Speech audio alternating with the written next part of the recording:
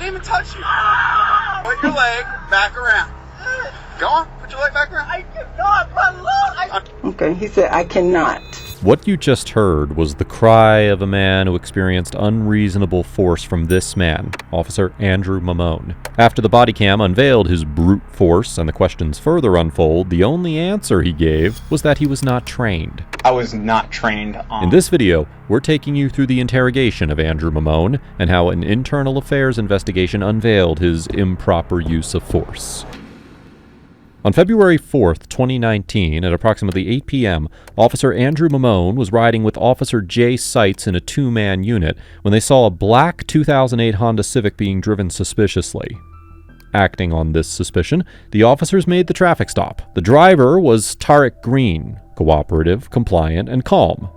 But his passenger, Carey Grant, was the most nervous. Part of the reason was that Carey wasn't even his real name, and another part of the reason was that he had a sheet on him. Officer Seitz acted on Grant's nervousness, asked him to step out of the vehicle, placed him in handcuffs, and tried several times to find him on the system, which was hard to do on an alias like Carey Grant.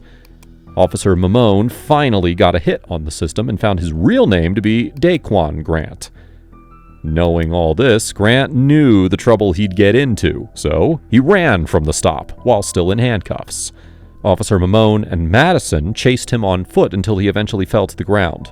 Before he could get up and try again, Officer Mamone discharged his taser. Also, during the run, Grant was able to reposition his handcuffs from the back to the front because the cuffs were a bit loose, giving him some wiggle room. But for the officers, the safest position for handcuffs is back. So, after they caught Grant and brought him back to the stop, they instructed Grant to get on the ground and reposition his handcuffs. When Grant protested that he physically couldn't, Officer Mamone threatened him with pepper spray. When he still resisted, Officer Mamone forced his legs through the cuffs. There are so many red flags in this interrogation: the cuffing, the tasing, and the threatening, which is why after an internal affairs investigation was completed, Officer Mamone was brought in for an interview on the 28th of May 2019 to give some much-needed answers about this encounter. Please state and spell your first and last name for the record. Andrew, A-N-D-R-E-W, Mamone, M-A-M-O-N-E. And how long have you been with us at OPD? Over 3 years. And did you have law enforcement prior to that? Yes, ma'am. Over 2 years at the City of Sanford. Any more? Nope. Okay. Where are you currently assigned? Vehicles for hire. Where were you assigned when the incident occurred on February 4th, 2019? West Patrol Division, Golf Alpha Mids. And how long were you in that spot? Up to the month of March of this year. March. From date of hire. Okay, so you transferred somewhere else in March? Yeah, I transferred to East Patrol Division, Kilo Alpha Mids. Okay. We're here reference IR 1933. This INOI is in reference to a possible violation of RM 800-2 arrest, subsection C, treatment of prisoners. Did you have an opportunity to review the body camera footage related to this incident? Yes, ma'am. Did you review it? Yes, ma'am. Okay. The other two officers in this video, these are Officers Madison and Seitz, is that correct? Correct. Were you riding solo or two-man? Two-man capacity. And were you the driver or the passenger? Passenger. So originally you all conducted a traffic stop, is that correct? Correct. Okay, and then at some point you got them both out of the car and you were trying to identify who the passenger in the car was, correct? Correct. We established probable cause for a search. Okay. While you all were standing, I think you were still inside the vehicle, and Officers Madison and Seitz were standing up, and you were eventually able to get a positive identification on the passenger, correct? Correct. At that time, he took off running away from you guys, correct? Correct. Tell me what happened after that. The Mr. Grant, the suspect, the passenger in the car who I was attempting to identify, was looking back. Based off the false identification he provided, I used that as clues through the mugshots program to try and find his real identity. Upon finding his real identity, I guess he picked up on my verbal and nonverbal cues that I have positively identified him. Once I stepped out of the car, he began to run at a full sprint. I guess it would be like northwest from us, towards the entrance of Timberleaf and Greenbelt, which is Timberleaf Apartments. Okay, and then what happened? Due to the fact he was providing active physical resistance, I deployed my electronic control device after he fell, popped up, and then attempted to flee again.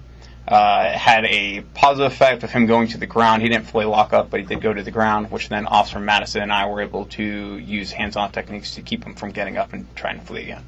Okay. So you two get him under control, and you eventually stand him up, and you all walk back towards where Officer Sykes is, correct? Correct. When he goes to the ground, he flips his handcuffs. His handcuffs are on the front. Yeah. Which is problematic, of course. And then myself and Officer Madison walk him back to the patrol vehicles and the original scene of the traffic stop. Okay. What happened when you get back to the original site of the traffic stop? Mr. Grant is placed on the ground in a kneeling position, and he is told to put his handcuffs back behind his back. Is that how you were taught to handcuff somebody? I was not trained on having a suspect replace his handcuffs from the front to the rear after he has reversed them, after he has flipped them from back to front. I have not been trained on putting... The interrogation kicks off with Mamone describing the incident confidently. But after the handcuffing is brought up, he slows down his pace and talks about how he's not trained.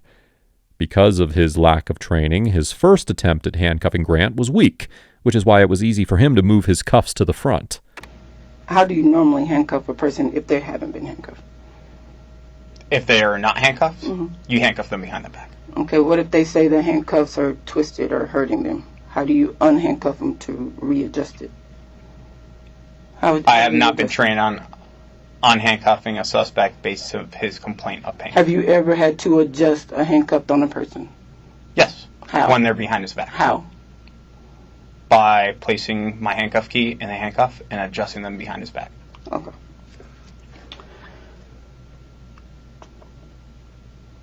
So he's on the ground, and you tell him to put his hands back and behind him, and what does he say? He fails to comply with the order. What does he say? You'd have to play the camera for me to repeat verbatim what he said. And even then, you just have to listen. I don't know for memory. His answers are now drying up, especially when he's being confronted about the worst part of his interaction. But the interrogator here will now jog his memory by actually playing the body cam footage of the incident. Unfortunately, because this was an internal investigation, the actual footage is unavailable, so let's get imaginative, shall we? Get these handcuffs back behind him. Where do you think you're going to go? Y'all going to run us with handcuffs on. Now you're going to stop. Now you're going to drop down to your knees. Now you're going to fix your handcuffs. Going to put them back behind your back. No, it's okay, let them go. Put them back. Put them behind your back. Go on. You're the one who got them in front. You told me. Put them on your knees. Put them on your back. If you do anything other than what I say, you get sprayed in the face. If you just say if I move. Put them behind your back. You just say if I move, you're going to spray me. You're going to put those behind your back. He might have some kind of medical. What's wrong? Why can't spray him? Oh no, he just likes them. Go on, put those. How did you get him out? How did you get him out? He's not telling me not to move. You shut your mouth. You shut your mouth. Put those under your knees, slip them under your knees, and around your back. If you gotta go to your side, go to your side. You just do what you gotta do to put your handcuffs behind your back. How's that? Look, I'm finna lay you down, and you gonna do what you gotta do.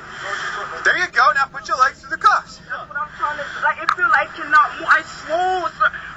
You look me in my. I swole. Put them behind your back. Oh my God. Put them behind your back. Go on. Look at me. I tried to, bro. You're not even trying. Not even trying. So he says he's trying to, right?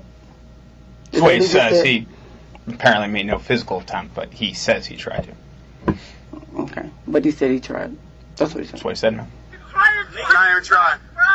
You're stuck. So when he says he's not even trying, is he just laying flat, or what is he doing at that point? I can't see on your...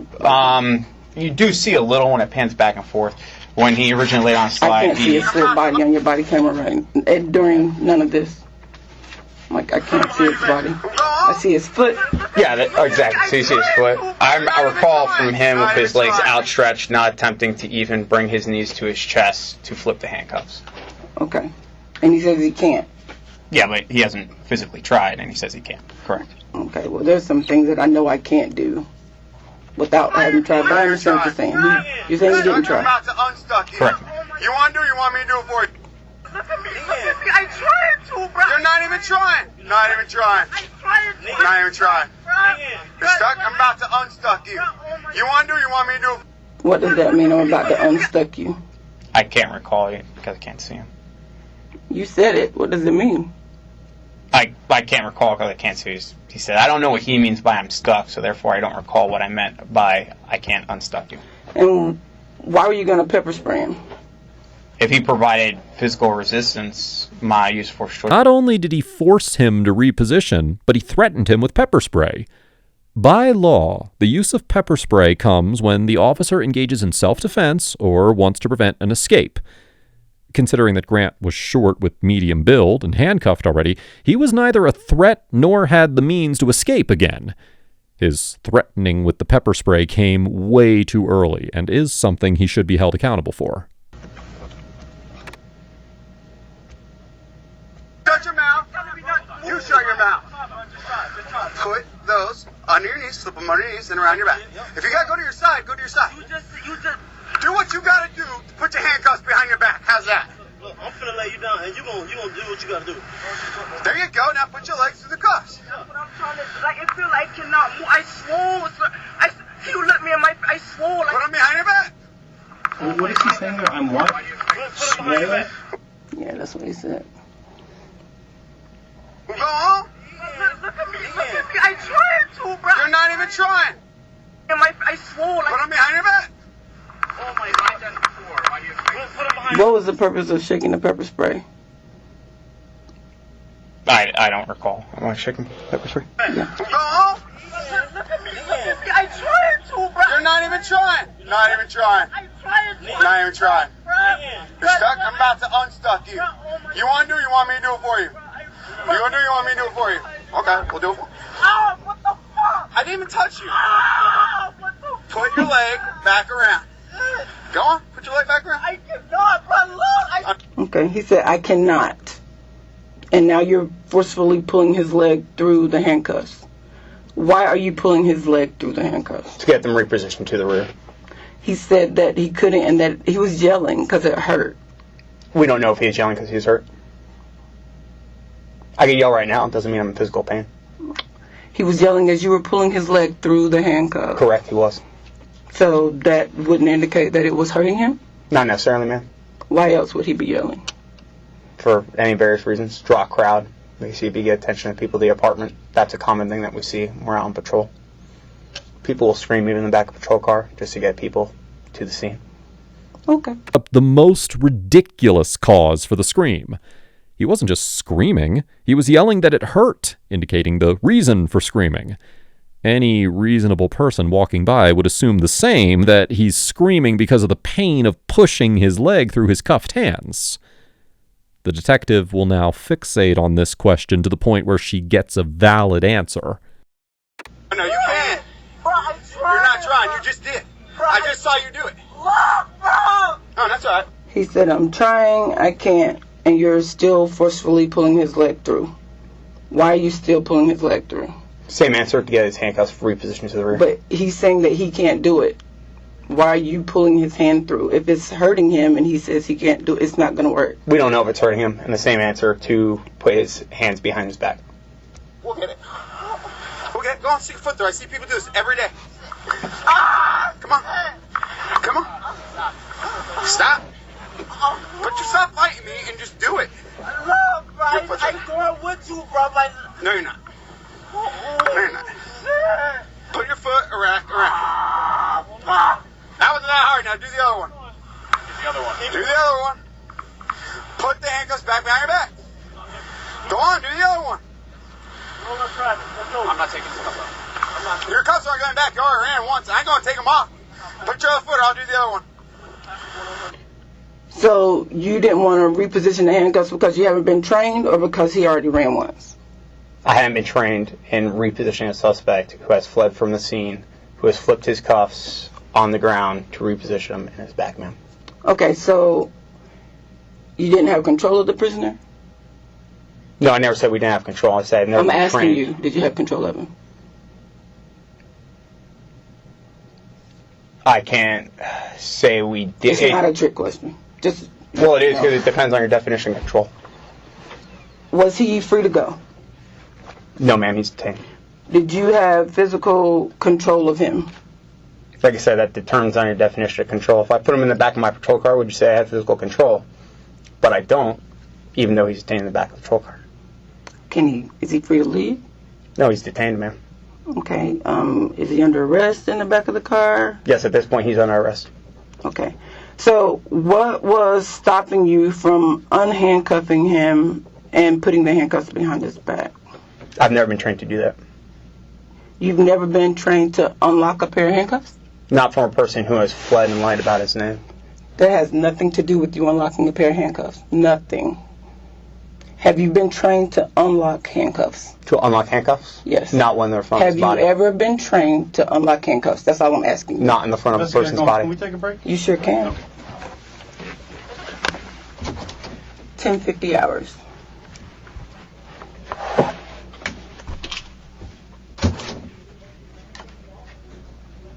How ludicrous is that? He's trained to unlock handcuffs, but not the handcuffs of a man who has fled from the scene. It's not like the cuffs get some magic spell on them, which makes them difficult to open. But you can tell that it's about to get intense until the union guy steps in and requests a much-needed break.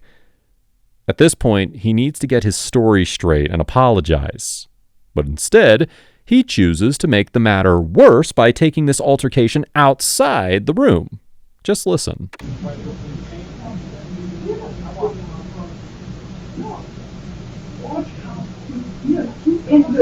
can do that. Anybody put it back if somebody told me different. But that doesn't mean that you have to force anybody to do that. You can't force anybody to do that.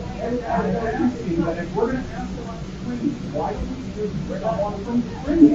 I asked him like 5 times. You've been living that. Yes, he's been training the academy to put a key in a hand. I'm asking. Nobody that's working is not going to force you. There's no training that's forcing you to put somebody in. This is training. How to handle situations. This is something we never covered. An after the we never covered. We never covered. I said, is that? Did somebody do that in this situation? He said, yes. Yeah, but you can help not do it. You can do it. You've never been trained to force somebody to do it. Name one time you've been trained to force somebody to do it. Hold on. The guy lies about his name, right? So obviously, so if he lies about his name, everything else that comes out of his mouth goes to truth, right? Because he never wins about it. No one is hard to ask what hurt my whole body. Okay. So my question was, here's the question. Have you ever been taught to put a key in a handcuff and unlock it? That is a very simple question. That's all I ask. That's all I ask. You can be playing with the answer. I'm just trying to answer the question. I'm just trying to ask questions.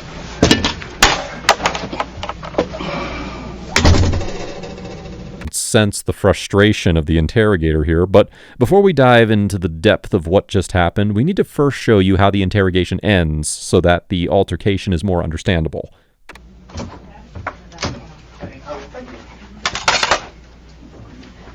We are back in the interview room at 10:54 hours.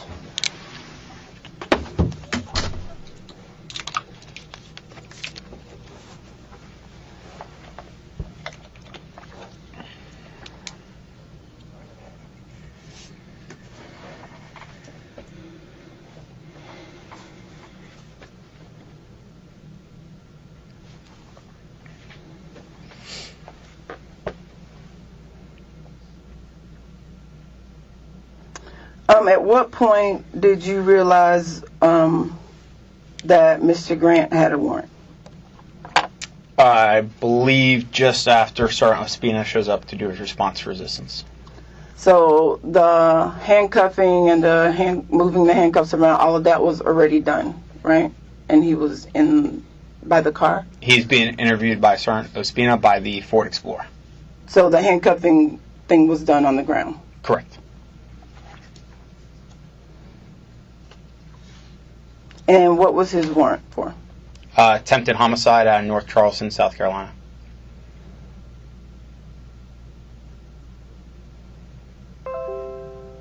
Officer Dunlap?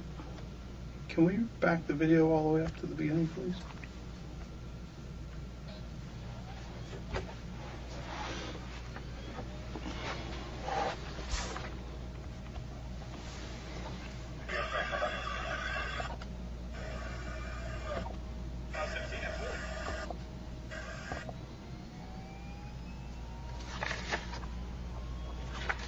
Looking for when they ran?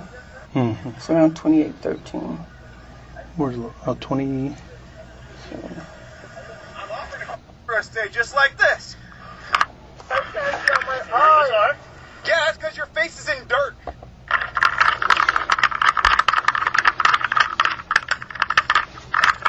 Sit down. Sit down, you're going to get it again. Roll over.